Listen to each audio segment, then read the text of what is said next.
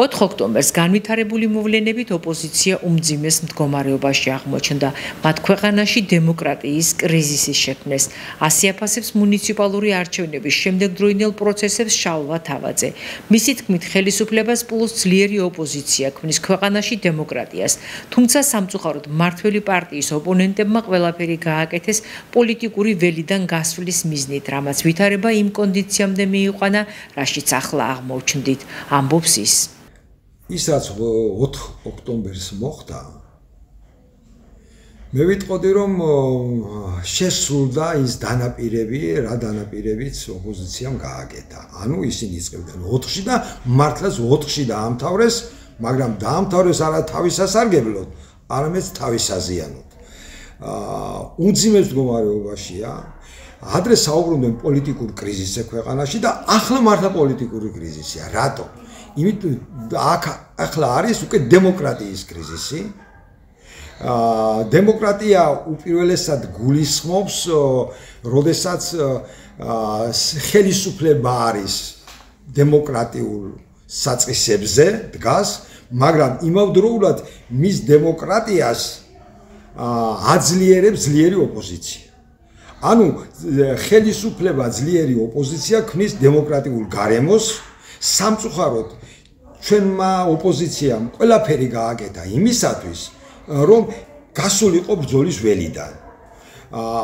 და არა მარტო აი 4 ოქტომბერი მოსყიდულობაში, ჩვენ ახლა მივჩერები ვართ წლების განმავლობაში, აი 2012 წლიდან მოყოლებული, რა მესიჯები მისცა საზოგადოებას ოპოზიციამ, რომ საზოგადოებას ამძიმე ბრძოლაში და ეს არ არის ადვილი ბრძოლა, მხარი დაეჭირა ოპოზიციისათვის.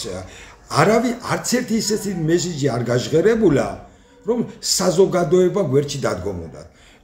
რა იყო? თავიდანვე დაიწყო, რომ ივანიშვილი არის რუსული პროექტი და აი ეს მოსდევს იქიდან მოყოლებული და მერე დაიწყეს ივანიშვილის ტყეებზე, ხეებზე, ესა დევნა, მერე ფარშავანგებზე, მერე ჟირაფებზე და მოვედით ბოლოს აი აქ სადაც მოვედით ახლა.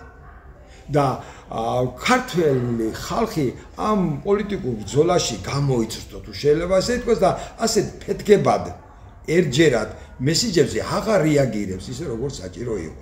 არადა ოპოზიცია შეეძლო ისეთი მესიჯებით მისულიყო საზოგადოებასთან, რომ საზოგადოების დიდ ნაწილს არ მოწოს ეს ხელისუფლება და ის დიდი ნაწილი ის არ მისული თუნდაც არჩევნებზე გადაწყვეტდა ამ არჩევნების საგეთს. მაგრამ დღეს ახლა მე უსმენდი ოპოზიციურ ტელევიზიებს, არავით არის სიახლე. გარდა იმისა, როგორ გაამართლონ, როგორ ამოვიდნენ იმ წუმპიდან, რა წუმბეშიდაც მოაქციეს თავისი თავი. ეს არის ძალიან ცუდი. მე გული მწყება, რომ ქართული ოპოზიცია ვერ შედგა. იმიტომ რომ კიდევ ერთხელ ვიმეორებ, ძლიერი ოპოზიციის გარეშე ძლიერი სახელმწიფო, დემოკრატიული სახელმწიფო ვერ ჩამოყალიბდება. სამწუხაროდ დღეს ასეთი სურათი გვაქვს. მე არ ვიცი ხვალ რა იქნება, როგორ აიღებს ოპოზიცია პასუხისმგებლობას იმაზე თავის თავზე, რაც გააკეთა. რატომ ჩამოყალიბდა ქართულ საზოგადოებაში ნიჰილიზმი ოპოზიციურ აზროვნებასთან დაკავშირებით? მე მთელი ცხოვრების დიდი ნაწილი პოლიტიკაში ამ ოპოზიციაში მაგატარებული და ვიცი რა აწუხებს იმ ხალხს.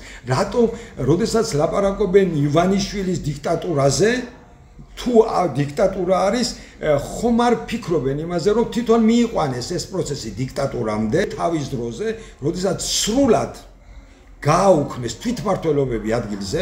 ხალხის ხმა თუ უნდათ, ხალხისმა თვითმმართველობიდან ისმის და არა ზემოდან, ქვემოდან, მით უმეტეს ევროპის სტრუქტურებიდან.